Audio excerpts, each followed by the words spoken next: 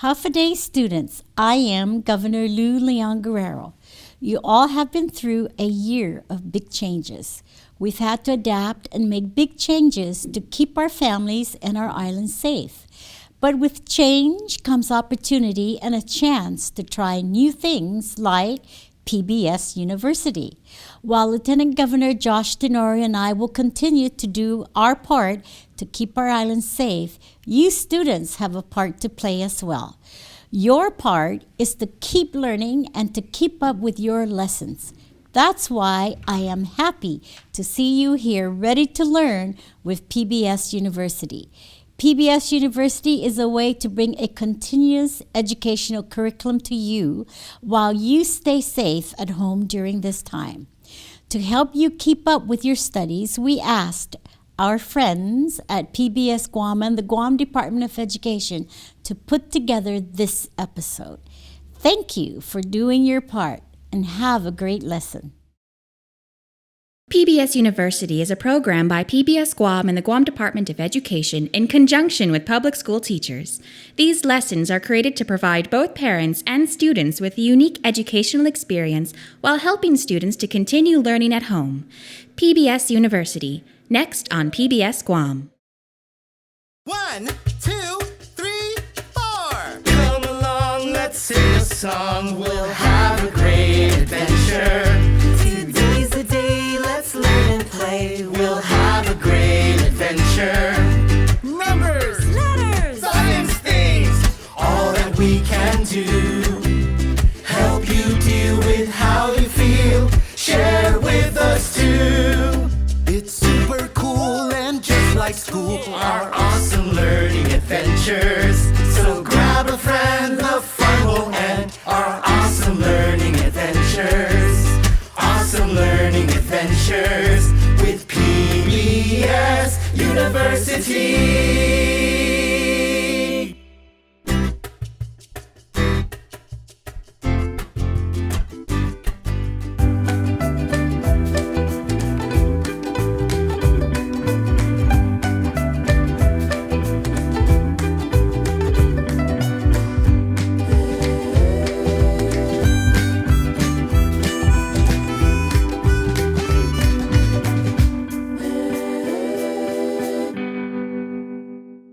And hello boys and girls, and ni hao, which is hello in Chinese.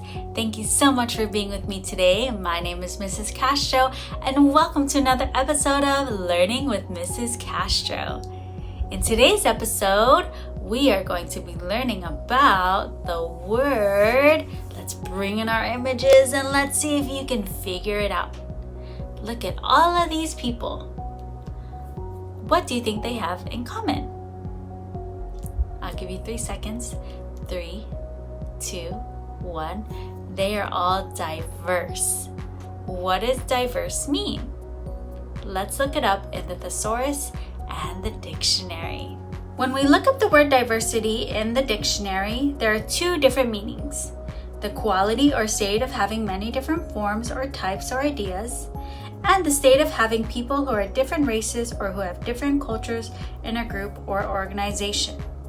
Some synonyms of the word diversity are assortment, variety, and some antonyms are alikeness, sameness, similarity. In today's episode, we are going to be looking at the different ways different cultures say hello. How are they diverse in the way they say hello? And we'll also be looking about the different types of writing. So let's look at the different types of writing. We have expository writing, narrative writing, descriptive writing, and persuasive writing. Expository writing is you are trying to explain something to your audience. This can be found in essays or in journals, academic journals. Descriptive writing means you are using lots of details to help your audience visualize what you're trying to convey or what you're trying to tell. This can be found in poetry and in storytelling. Narrative writing tells a story, so we can see this in lots of fiction books. Persuasive writing aims to persuade the audience to think a certain way, or in some cases to buy a certain thing. So we see persuasive writing a lot in advertisements. So writing is very diverse. There are different ways to write. So I challenge you to write something in each of the different ways that we can write, either expository, descriptive, narrative, or persuasive. So now that we know the different ways of writing and how writing can be diverse, let's look at the different cultures and how we can say hello in different cultures. On Guam, in the CHamoru culture, we kiss people on the cheek to say hello, and we also mangingi. What do we do when we mangingi? We take the hand of our elders and we sniff it. And when we do that, we usually say nyot or nyora. Nyot for males and nyora for females. Nyot meaning señor and nyora meaning señora. In the Filipino culture, they do something called mano. They take the hand of their elders and they put it to their forehead and they say bless. That is the way they give respect. And in the Chinese culture, to formally say hello to someone, they bow. We also see this in Japanese culture as well. So the next time that you see an elder that is CHamoru, you can try mangingi them. If you're Filipino, you can try doing the practice of mano. You can bless them. And if you're ever in China, you can formally say hello to someone by bowing to them. Why is it important to know about the word diversity? Diversity helps us to realize that everyone is different and those differences are beautiful. Alrighty, boys and girls, as a treat, because we learned about the Filipino culture today, let's make a famous Filipino dish that I really love called chicken adobo. It's yummy and sweet and savory all at the same time, and it always hits the spot for one of my yummy cravings. So let's make it together, and I hope you try to make it too. Let's make some chicken adobo together. Doesn't this look so scrumptious? First, you start out by marinating your chicken. You're going to need a bay leaf, chicken thighs, garlic cloves, vinegar, and soy sauce. Mix, mix, mix. And then you're going to want to let it sit covered for at least 30 minutes in the fridge. Make sure that marinade is nice and mixed. Then for the actual cooking, you'll need to chop up some onions, some garlic, and you'll also need some water, then leftover marinade, brown sugar, and black pepper. You're gonna start by placing some oil in your pan. It's over medium heat and you want to be very careful and place the chicken thighs evenly into the pan. They're gonna brown, but you're not gonna cook them fully yet. You're just gonna let them brown and let them sizzle, sizzle, sizzle. Then, once the thighs are browned, you're going to remove them and saute your onions. You're going to add your water, remaining garlic, and brown sugar, and the remaining marinade and the black pepper. Stir, stir, stir.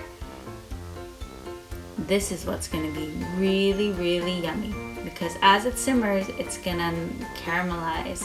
So simmer that mixture for 5 minutes and then add the chicken thighs in. This is where the magic really happens because the flavors melt together. Then you're going to simmer that for at least 20 to 25 minutes until your chicken is cooked, and we made adobo! All right, boys and girls, thank you so much for being with me here today. Thank you for learning about what diversity means, and thank you for helping me to learn about the different ways of writing and the different ways we can say hello.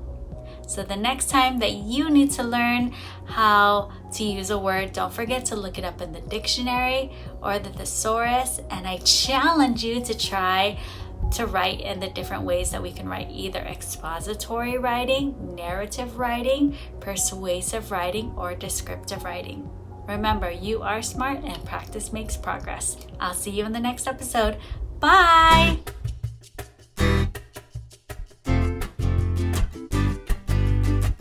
Buenas din hapade to Hamzu. That's That's how we greet each other in the CHamoru language, and it means hi and hello, everybody. I'm glad you're here to join me today for our middle school math moment because I have something special that I want to share with you. Okay, so here it is. See if you can guess what our topic is. I'll give you a hint. It's a special shape, and I think you guessed it by now. Our topic is circles. That's right, circles. If you think about circles in everyday life, you could see that it's all around us. In fact, we drink out of a circle, we eat our cereal out of a circle, and we adorn ourselves with circular jewelry.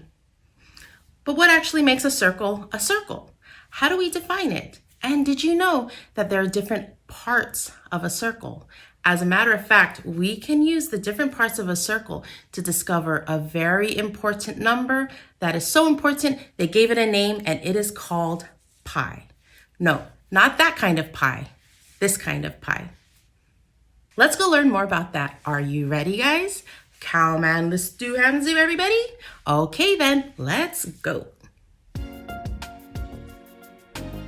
Let's learn about circles. We all know what a circle looks like, but what is the actual definition of a circle?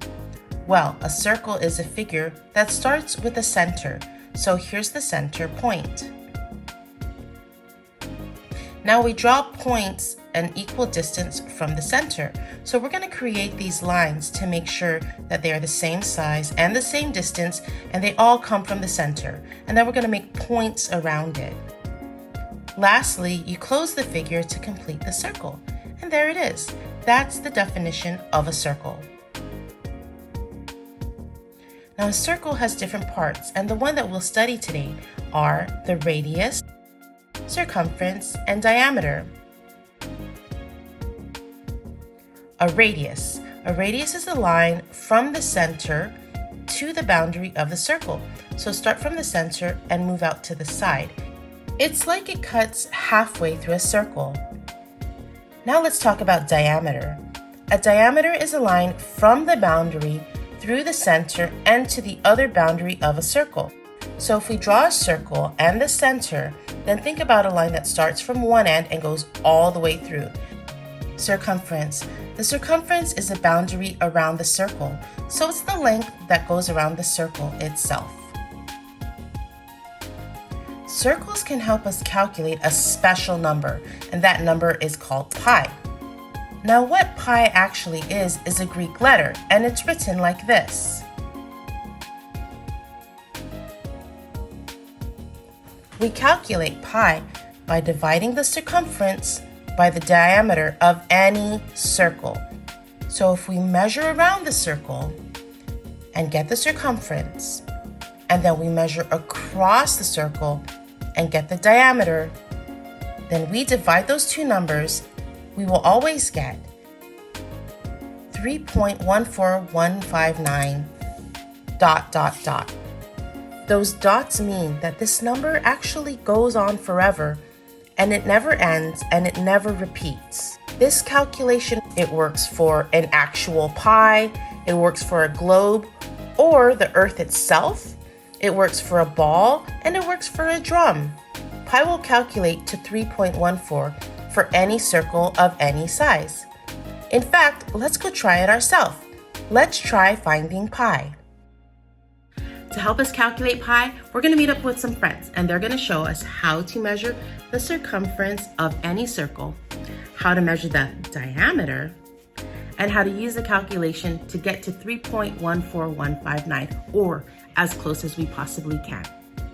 Okay, so let's go join our friends and learn all about pi. To do this activity, you will need some basic supplies. For our experiment, we used a mirror, a bottle, and a globe. You will also need some string and a calculator. You will also need a ruler, some scissors, and something to write down your answers. Let's get started. The first object we measured was a mirror. You can do this activity alone, but it's best if you do it with a partner. Take the string and wrap it around the mirror. This is called a circumference. Now cut the string and measure the length with your ruler. Now measure across the mirror. This is called the diameter. Measure the length in centimeters and write it down. Now using the calculator, type in the circumference and divide it with the diameter. This should give you a number that is close to pi. For this, our calculation for the mirror was 3.1538461. That's pretty close to pi. Now let's measure the bottle. We'll follow the same steps we did for the mirror. Measure around the bottle, which is the circumference. Try cutting the string as accurately as you possibly can. This will obviously give you the best results. Measure it as carefully as you can. And measure across the bottle, which is the diameter. And make sure you write down your results so you don't forget them. Then again, type in the circumference into the calculator and divide it with the diameter. For the water bottle, we got 3.1617647. And finally, we'll be measuring the globe. Like the last two items, we will measure the circumference, which is around the item, and then across, which is the diameter. For this one, measuring the globe was the hardest because it wasn't flat, but more roundish, which is a sphere. But we worked together and we got it done.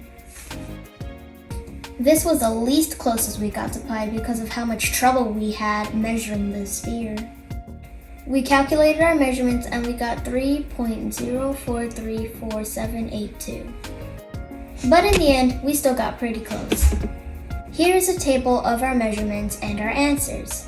Our goal was to get as close as possible to 3.14159. The closest we got was the measurement with the mirror. Now it's your turn. Find some circular objects and try measuring the circumference and divide it with the diameter. See what your results are. Thank you for joining me today while we learned about circles and circumferences and calculate the special number pi. I hope you join me again, and until that time, I hope you enjoy some regular pi. And until we meet again, I want you to stay safe and I want you to stay curious. Adios!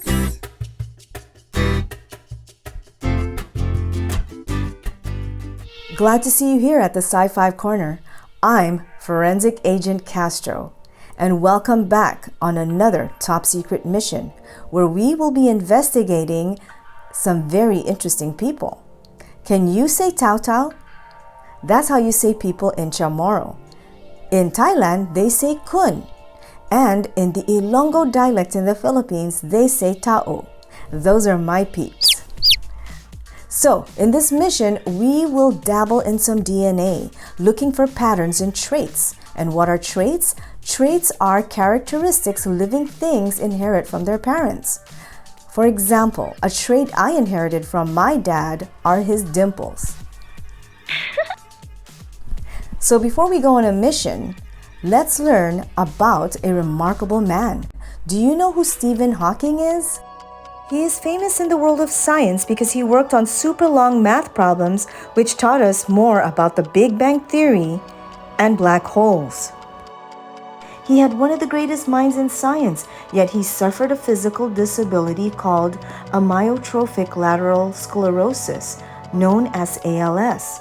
Remember the ALS Ice Bucket Challenge a few years ago? Many people, including celebrities, partook in that chilling event to promote awareness of the ALS disease. Today, we are going to explore the genetic diversity in people, their physical traits, and their amazing abilities during this mission. Yes, another top secret mission. Mission: Break the Code. There was a burglary at Tech Innovations on Genetics, TIONG Inc. Black bandits were suspected to be responsible. Missing item: Mr. Aaron, CEO of TIONG, reported his laptop was taken from his office. The laptop contained a genome sequence to create a super plant. The second report says that missing are TIONG employees called White Hat hackers. They have not been seen since the burglary. They are protecting the secret code to make the super plants.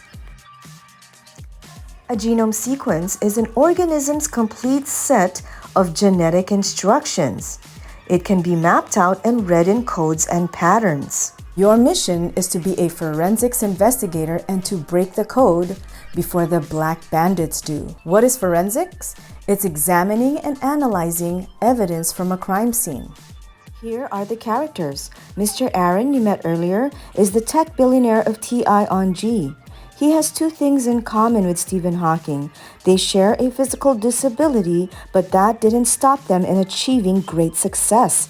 Mr. Aaron may be the first in the genetics race to make a super plant kids will enjoy eating. White Hat hackers? They are the good guys. They are also known as security hackers.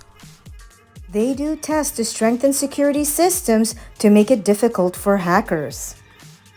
They are Mikey the Bear Bautista, Jet Black De La Rosa, and Christian Yuaran Aperon. And there's the Black Bandits. Bad guys working for the food companies trying to get the super plant genome sequence. They are Jonathan Flipped It Fliss and Chanel the Shark Navarro. Mission update. Recovered was Mr. Aaron's stolen laptop. By who? According to security, this person weighed 250 to 300 pounds, was 6 feet tall, and was strong because they easily lifted the heavy gates, and they were a fast runner because they left the building before they sounded the alarm. Who could have done such a good deed? A white hat hacker, you say? Because it fits the description of who? You said one of them was a track and field athlete? If you answered Mikey the Bear, you're correct. And the only way to gain access to Mr. Aaron's files is to use his fingerprint. Where would we find it? That's right, we can go back to the Sci-Fi database. No fingerprints look alike. Look at your thumbprint. You were the only one in the world to have that pattern. Do you see loops, whorls, or arches aligning? And what about Mr. Aaron's? Which one is it? Is it number 1, 2, 3, 4? You think it's number 2? Let's confirm. Great job!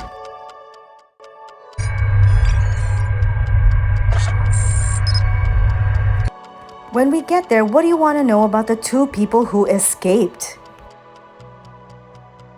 That's right, a description provides traits of the two people running out of the warehouse.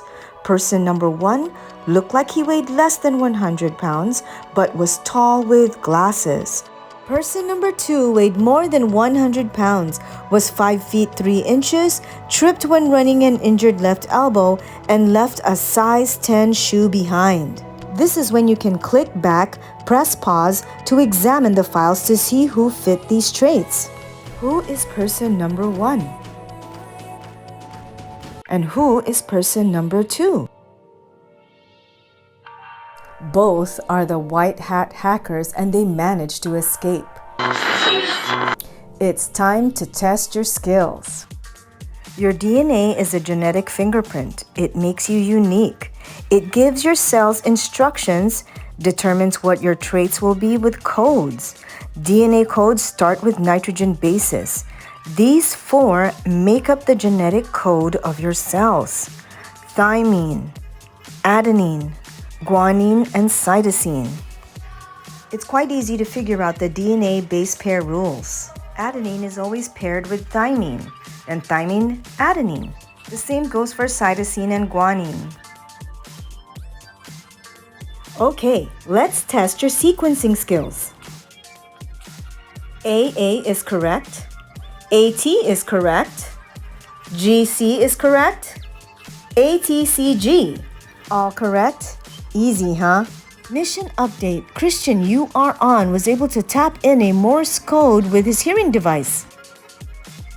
His sequence code is this: CTAATGT. So what will be Jet Black's matching sequence? Which number would it be? Number 1 or number 2? You think it's number 2? Let's confirm. Yes, the codes match. The nitrogen bases were paired properly. The TIONG employees have been reunited. Mission accomplished! You've been promoted to Sci-Fi Forensics Agent. We got to see how DNA sets us apart and the diversity of our traits. DNA help build our bodies and our remarkable brains so that we can discover and explore. Even if we may have physical differences or similarities, if we can respect that, then we can restore, making wonderful experiences as we work together to further advance the future of science. This has been another Sci-Fi Corner, and I'm Forensics Agent Castro, signing out. But always remember to embrace your differences because that's what makes us unique and cool. And stay tuned for another top secret mission.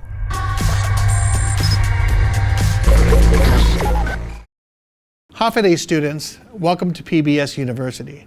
My name is John Fernandez, and I'm the superintendent of the Guam Department of Education. These PBS University lessons are made to help you to continue learning. The teachers here prepared fun lessons on science, character education, math, English, and more, and they made it for you, the students of Guam. We're very grateful to them for their instruction. We are also thankful for you students, parents, and guardians who are watching. Remember, stay safe and healthy, and we'll see you soon in the next school year. Thank you.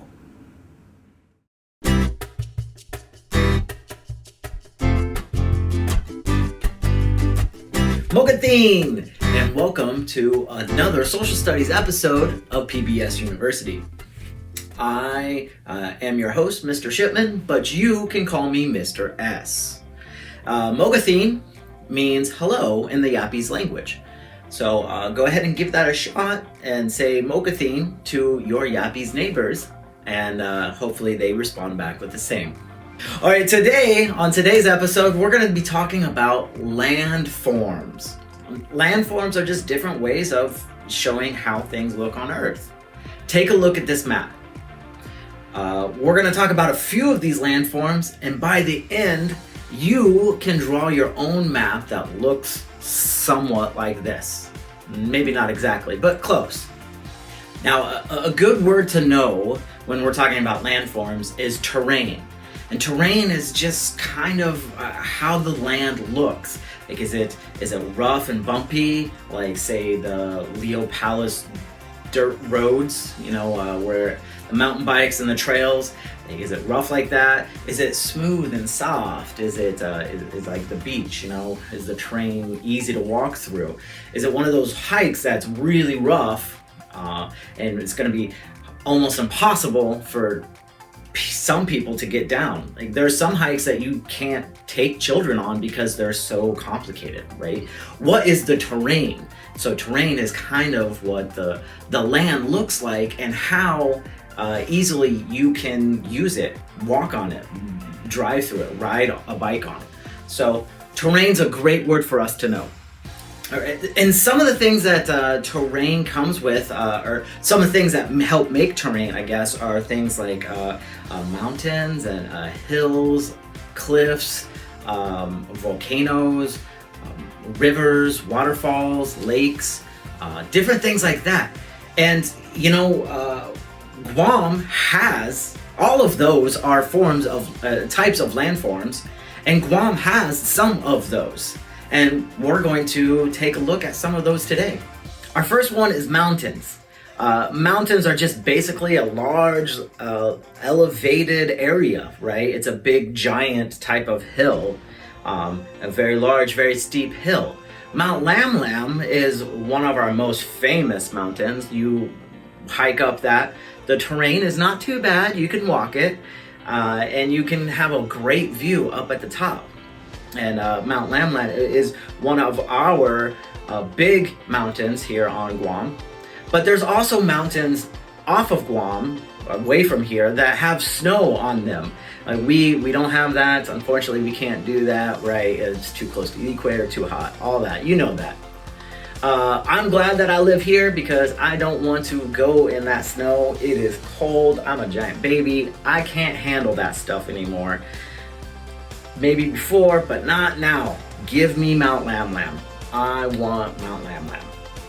A river is just a natural flowing stream that goes from somewhere to usually an ocean, a lake, sea, a lake, something like that. And I know it's hard to believe, but we have a couple of rivers here. The Talafofo River is a very well-known river that we have, and there's even a company that does tours of the Talafofo River. We have a couple others, but maybe you should figure out some of those and see if you can put those on your map. Waterfalls is our next one. We have plenty of waterfalls here. We don't have the big giant ones like Niagara Falls where it's just millions of gallons of water flowing over, but we have waterfalls here on Guam. I think some of my favorites to see definitely are the upper and lower Sigua Falls. There's two separate ones, the upper and the lower. Malolo Falls, Tarzan Falls, and Seti Falls. These are all types of waterfalls that we have here.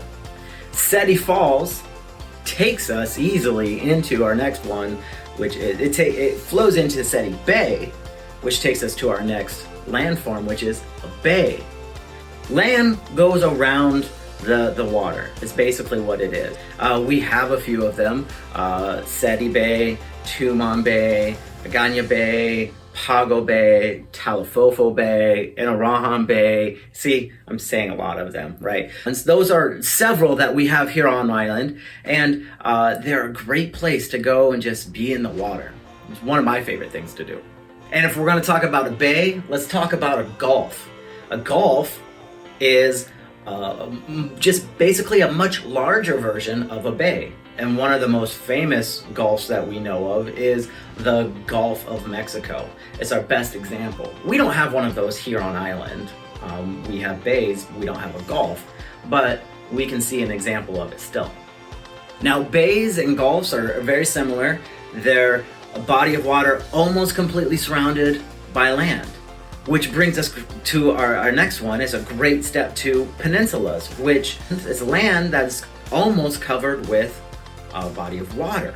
The one that we're looking at here is the Cape of Good Hope in South Africa, but we have a couple here. Our Apra Harbor, Rhodey Point, they're both peninsulas.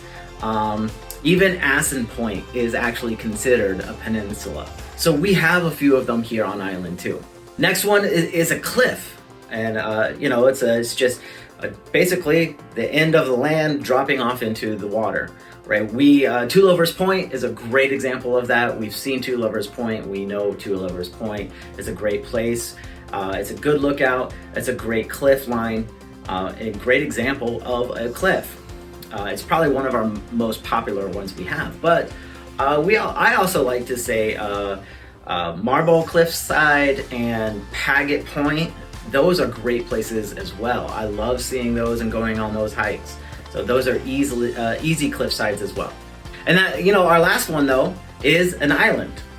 We live on an island. An island is a body of land completely surrounded by water. And so, we live on an island. We know what that is. We're completely surrounded. There's no other land. We can't go anywhere, right? It's an island. It's great. I love being here. It gives me the beaches. It gives me the water, which I love. And I don't have to worry about the cold because, again, I'm a big baby. Now, look at this drawing again. You can use what we learned today and draw your own picture of these landforms. Go for it. Show your artistic ability. Give it a shot. Even if you're really not that artistic and your skills aren't that great, mine aren't. This was, a student's picture. This isn't my picture. I can't draw that well. But we can look at them and see what kind of landforms we have here on Guam, and we can picture them and draw them out and find a place for them, right? So give that a shot. See what it looks like for you. So thank you for watching. I appreciate it so much. And as always, stay active, stay curious, and stay safe. I will see you guys next time.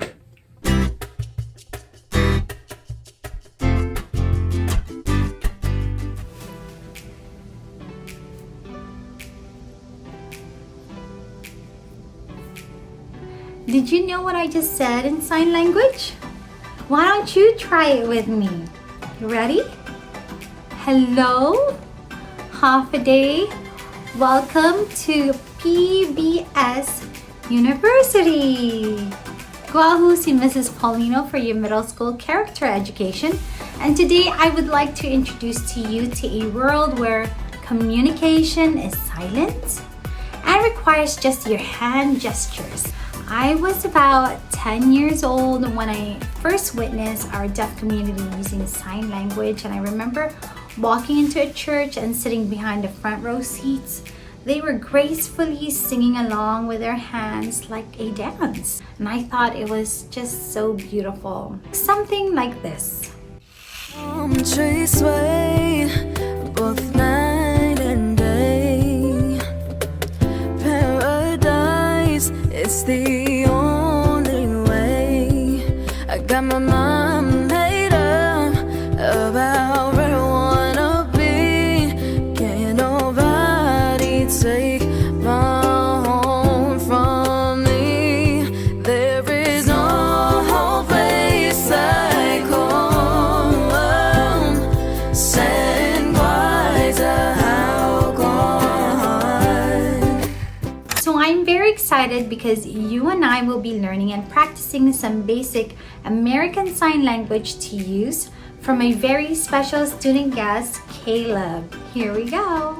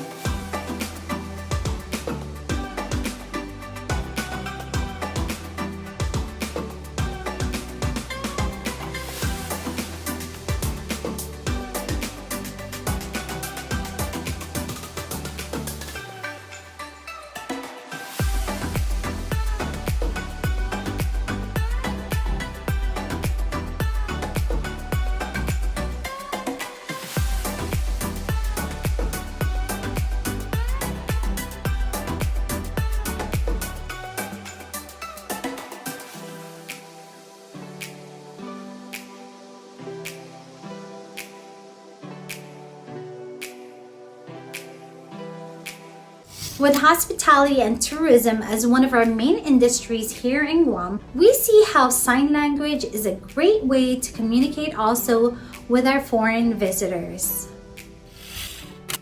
Welcome to Guam! Yay!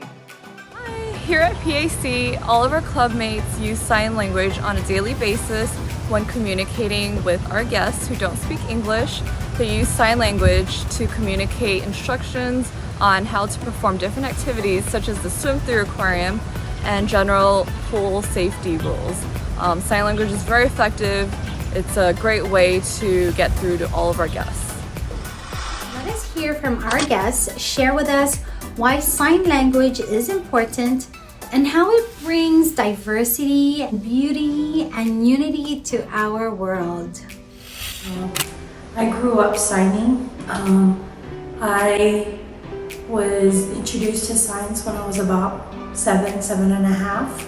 I went to school for the deaf in Hawaii.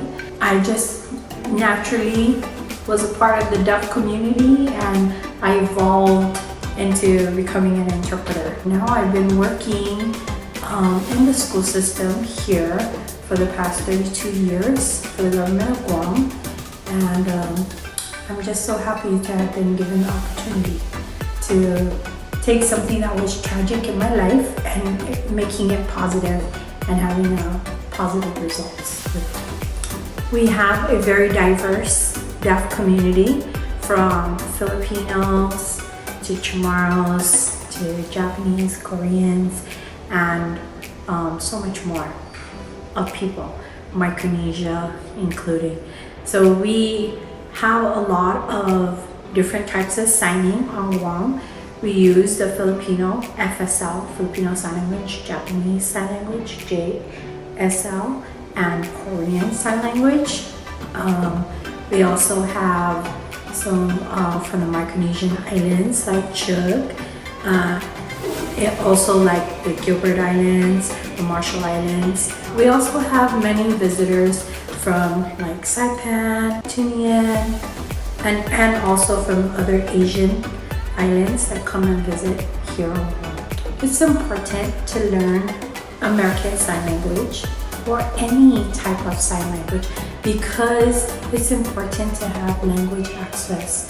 We want our students to express themselves. We want them to know how to read and write, and those are the very basics, and it's really important. And the more that we have people signing, the more better our community will become. Plus, we'll be more diverse and sensitivity to our disability community. So where can you learn sign? Like you said, you can come and learn it at GCC. The school has been offering sign language for over 30 years, and we're still happy to provide some sign language courses as well. You may also learn them online. Lots of videos you can learn. Just type in ASL or sign language and you can learn that as well. We also have a deaf adult group that has put together a CHamoru sign language book and also a book on a story about a young girl who was deaf and hard of hearing and grew up here on Guam. So where can you learn? You can learn sign anywhere. Remember that sign is in your gesture, it's in your expression. So as much as you can when you meet a deaf person, try to express, limit the English, the writing, and pictures. Pictures help a whole lot with communication. That's how you guys can learn sign. Thank you. Thank you for being so awesome, learning with me about the importance and diversity of sign language, how we can use it, and build friendships along the way. And whatever language you use, kindness is the language that the deaf can hear and the blind can see. Dangkulo na si Diyos maasi. Until then, see you later. Take care. Adios.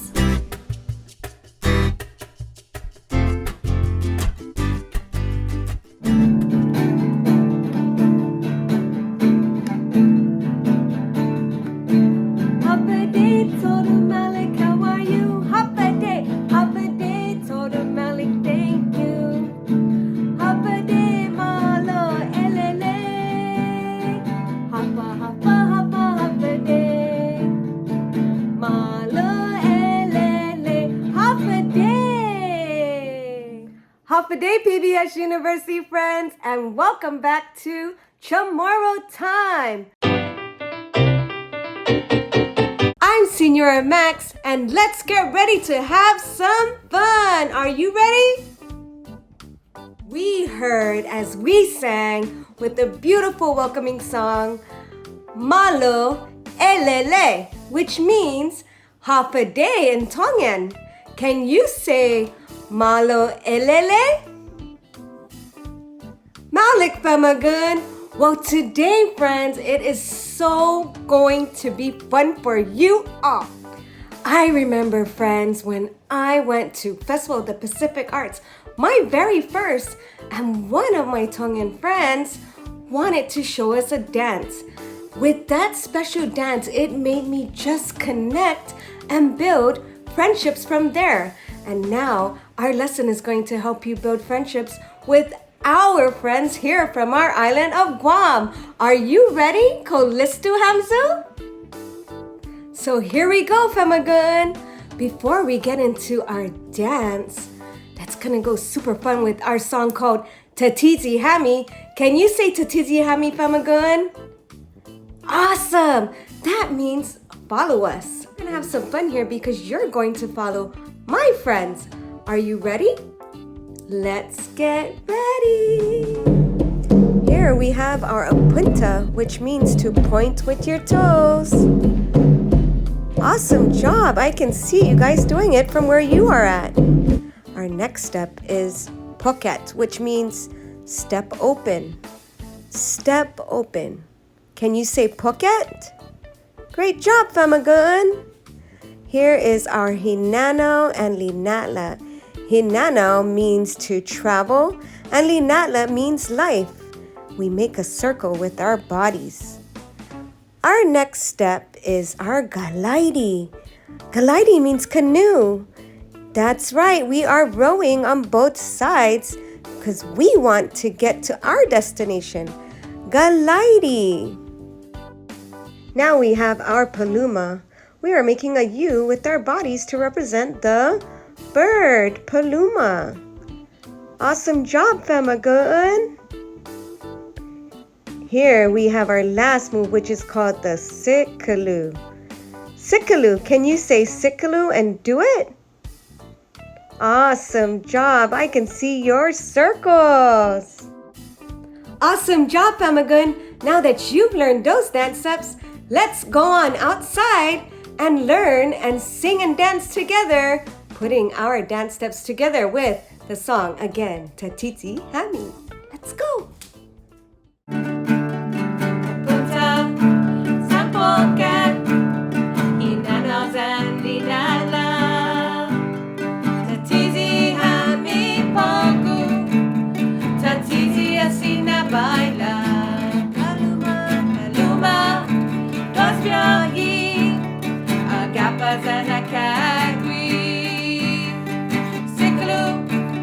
Cibrahi, uno, dos, tres, cuatro.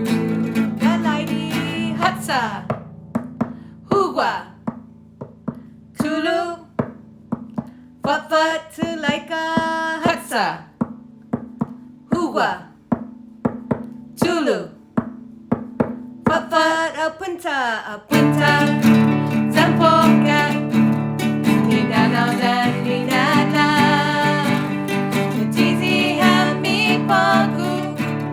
Tattiyi asina baila, paluma, paluma, dos brahi, agapa zanakagui. Sikalu, wachi brahi, uno, dos, tres, cuatro. Sikalu, wachi brahi, uno, dos, tres, cuatro. Sikalu, wachi brahi.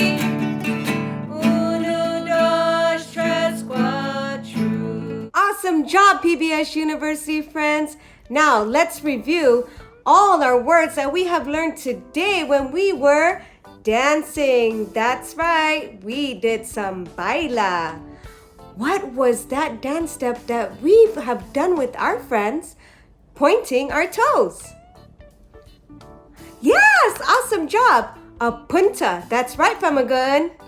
What was the second one? Remember? Step open, step open. You back there, that's what I'm talking about. That's right, pocket. What was our next one?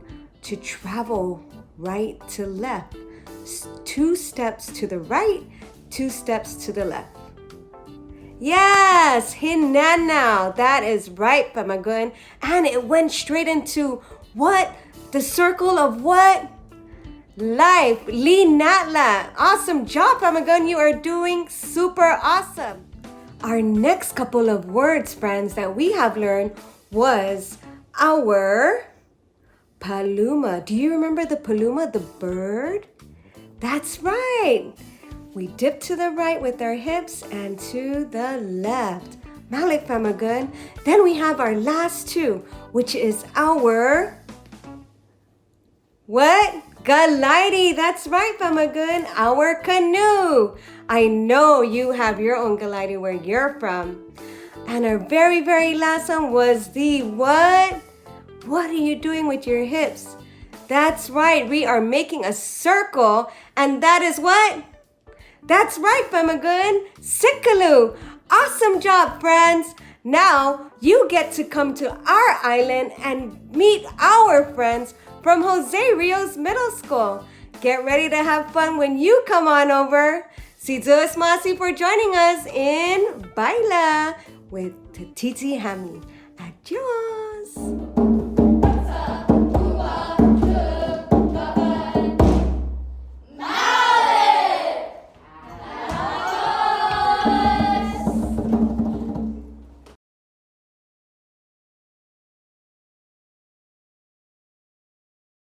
Fast, fun facts. Fast, fun facts. With Mr. Ernest Ochoco.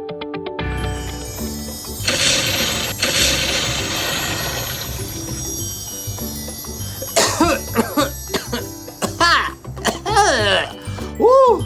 Magic can get a little smoky. Hi everyone, this is Mr. Ernest Ochoco, your teacher. Do you ever wonder why certain frames, certain pictures in frames, certain photographs, certain videos are more appealing? Have you ever wondered why? Well, it's because of, drum roll please,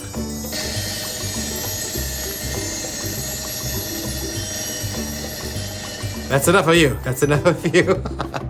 It's because of pretty people like me. No, I'm just kidding. It's because of something called the rule of thirds. Right there. You see that? Hey, rule of thirds. Well, the rule of thirds helps you focus things in your frame. Like here is our frame right there. You put imaginary lines like these. Magic. You see that? Like kind of like that. It looks like tic-tac-toe, right? Well, in the rule of thirds, you section off your frame into 3 different sections. The horizontal sections, that means like this, like horizon, right? Where the sun comes and up and down. Right there, the horizon. And you section off into 3 different layers or different rows. Then you can also have the vertical thirds, which is sectioning off vertical up and down, vertical columns. You see that? Well, that's kind of like how the rule of third looks on your frame. Now, if you put a subject on one of the lines of the thirds, that subject becomes more prominent. For example, now it's more prominent and it becomes more aesthetically pleasing. Let's try some other objects or subjects to go on the lines to make them more prominent, shall we? And magic! Whew. Look, it's a unicorn! So the unicorn is on this third, on the line of this third. Let's put the unicorn over here. Let's switch magic there. You see that? Right there. And it is now more prominent. Let's try another one. Magic. Oh! It is now another type of mask with feathers. So let's put this on the intersecting lines of the thirds, shall we? The horizontal third and the vertical thirds. Let's put that right there. It's more prominent to the eye. Let's try another one, shall we? Magic. Ooh, it is a crystal. Okay, let's also talk about foreground and background. So this would mean that it is in the background, and this would mean it's in the foreground, right where the vertical lines, the vertical line and the horizontal line of the third meet. And you can even make yourself prominent at the same time as making your subject or object. You can both be the subject and object and make them both very prominent. You see that? Cool, right? And all you gotta do is use the rule of thirds. Now it's your turn. I would like for you to create an instructional or tutorial video that uses the rule of thirds to create prominence in your lesson. So use some of the tricks of foreground, background, and using the vertical thirds and the horizontal thirds to help bring your lesson to life. You can always rewatch this video if you have any questions. And here is a website that can help you learn a little bit more about the rule of thirds, right here. You can check that out at any time. And remember, an attitude of gratitude can bring you the greatest things in life. Stay safe, everyone. We will see you again next time. Bye. Ooh, I still have my crystal. Bye, everybody.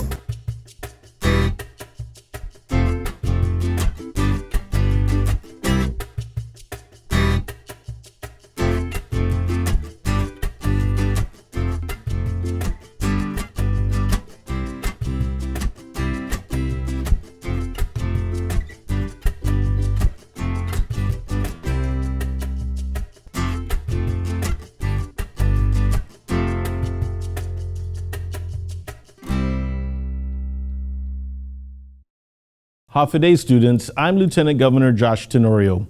For more than a year now, you all have continued to wash your hands and watch your distance from others, and you've done a really great job wearing your masks. We know your parents and guardians have helped you to make these changes to keep yourself and your community safe. As Governor Leon Guerrero said, we are happy you are here. We want you to continue to learn and sharpen your skills with the help of PBS University. This program is the result of a collaborative effort. We couldn't do it alone. I'd like to thank the teachers and support staff of the Guam Department of Education and PBS Guam for their work and their commitment to our students. I'd also like to thank you students for participating at home. To your parents, I'd like to thank you for taking an active role in your child's education. We are all eager to return to a time when all of us can share and study together in person. Until then, we hope you learned something new from this PBS University instruction.